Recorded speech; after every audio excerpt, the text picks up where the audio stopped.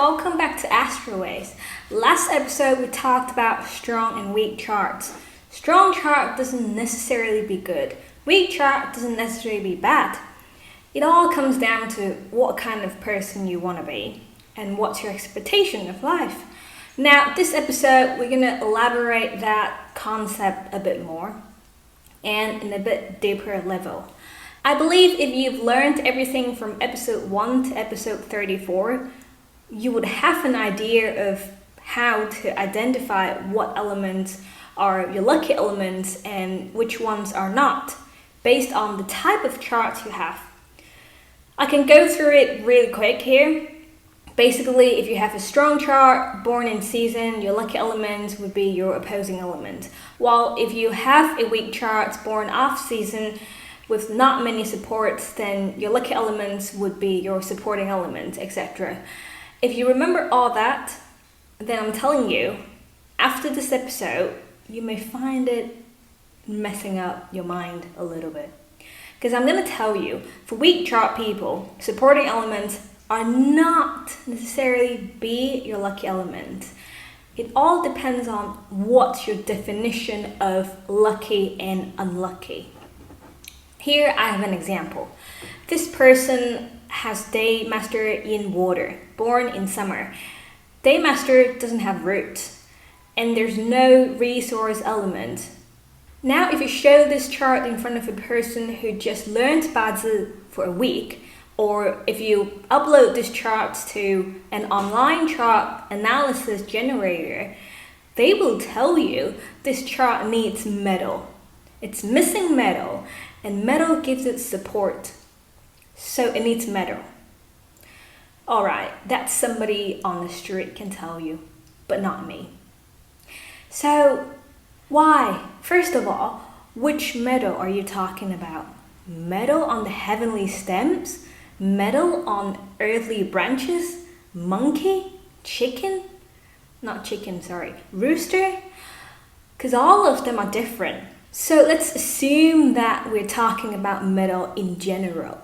In 2015, he entered the luck pillar of monkey, and it felt terrible. He was in the worst health status ever in his life. Why? Metal is a supporting element. I thought you said supporting elements are good for weak chart people. Yes, I wish Bazi chart was that easy, but unfortunately we have to analyze every single character on the chart. So in this chart, the strongest element is wealth, which is fire. And we mentioned in the past, seeing strong wealth element doesn't mean you have lots of money. It means you think about money all the time. But do you have it? It depends on if this wealth element is under a good condition to make money. Is it highly restricted? No. Is it merged? Yes, semi-merged with ox. And does it have support? Because for wealth elements to kick in, the key power is usually the bridge between Daymaster and wealth element, which is the output element. In this case, it is tiger, the wood. And this wood is extremely weak, even weaker than the Daymaster. If this tiger gets injured, it breaks down the money bridge straight away. And what injures wood? Metal. Especially monkey. Monkey has straight clash with tiger. Even when there's no monkey in the natal chart itself, there's a constant threat next to the tiger, which is the semi-merged snake and ox. If these two bump into a rooster and some more metal pops up on heavenly stems, boom, triad of metal. This kills the wood straight away. You can say goodbye to your money. And what's worse is, wood represents bones and tendons, so expect some injuries to come with it as well. So, is it true that supporting elements are the lucky elements for weak charts? Sometimes strong and weak charts are like the hare and the tortoise. You think strong chart people have natural advantage, but most of the time, advantage doesn't make you successful. self-discipline does. It doesn't matter what type of chart you have, weak chart, strong chart, exclusive chart, followers chart, the nature of the opposing element is to give you restriction. It has the same effects to all charts. The reason why most of the time people say opposing elements is not good for weak charts, they're good for strong charts, is because weak chart people are usually born with discipline. So in theory, if you discipline them even more, they're stressed out. They will have mental breakdown. But for some people, they work well with discipline. It motivates them to do more and be more successful. While strong chart people were born with more confidence, they think they're better than you, so they don't usually make effort to do anything. So opposing elements would give them the restriction, make them work more, make them use their talents more to achieve things. However, there are cases when a strong chart person is born proud, full of himself, but comes with some level of responsibility. Like this chart, for example. Young wood day master born in rabbit month. Extra wood in day branch with resource elements, yin water on ear stem. It's enough to say this is a strong chart. But although he's strong, but he has some power restrictions. Metal on both year and time pillars. Not strong enough to take over the day master, but that brings some kind of responsibility to this person. He may be cocky, he may be full of himself, but he likes looking after others. Typical gangster brother character. In this case, if you say, oh, give him some wealth elements to restrict him,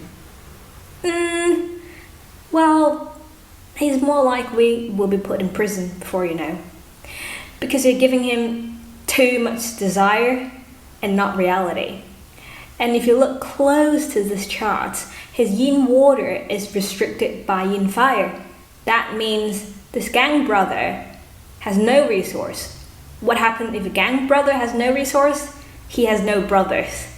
It's just him. No one's looking up to him. He has no one to look after. He has no reputation. In this case, even though he has a strong chart, but resource element is actually not a bad thing for him. It gives him nice transition between metal and wood. It gives him some good reputation. Now he may not want to be a gang brother anymore. He may want to do some proper business. Now you may say, oh, I know, it's all about the bridge elements, the transition elements between one another. I get it now. Class is over.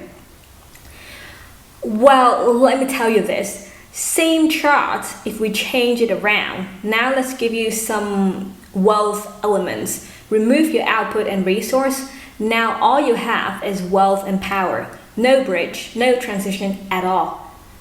Oh no, this person has too much restriction. No help, no reputation. Only desire to earn money but no opportunities. Well, if I tell you this person was born in your grandparents' generation, okay, I don't know how old you are. My grandparents' generation, the world was simple. There was no internet, no social media, not many public figures. You do your work, I do my work. People smiling at me, I know they won't stab me on the back. I won't lose my job if I don't kiss my boss's ass. Opportunities are there for everyone. You don't need to stand out with your CV competing with thousands of people fighting for one position. You get paid by how hard you work, not how good looking you are, not how good your reputation is, not because of your gender, your color, your sexuality. You work hard, you get paid properly. You can afford food and properties. It's fair and no need for extra help or reputation. You want money? Go work. That's simple. Then, this chart has no problem for a person born in the 70s. And that's the good old days. We didn't have so much expectation and competition. Nowadays, it's so different. Nowadays, resource elements and output elements are getting more and more important. It's so hard for us to stabilize our life without the help and support from our family, or stand out with some super talent, or get famous on social media. Most people work 40 hours a week, still got no chance of owning a property without help from a family or side hustles. And from what I can see, it's getting worse. Now in Europe, a developed continent, working 40 hours a week, you need to choose between putting food on the table or turning the heating on in winter. I bet the old masters from thousands of years ago didn't see that coming. That's why when we learn Bazi chart reading, we can't just read books, we can't just listen to the old masters. Time is different, the society is different, the understanding is different. You see, Bazi is a very interesting thing. You're looking for some kind of formula you can stick to that gives you answers, but there's no such a thing. You're looking for some rules to follow. It turns out the rules are getting less and less important. Analyzing a Bazi chart is not just looking at a chart. The age you were born matters, environment you grew up matters, the people around you matters. That's why I always say, if you come to me for chart reading, it's better if you tell me more about yourself, the way you're brought up, people you hang out, the place you stay in, anything that can help to identify what your real lucky elements are and how you can make the best use of them. Okay guys, that's all for today. If you want to have your personal chart reading with me, you can email me at astroways.info@gmail.com or find me on Facebook at Astroways. If you like my video, please give me a thumbs up. If you want to know more about metaphysics, please subscribe my channel and I'll keep you updated.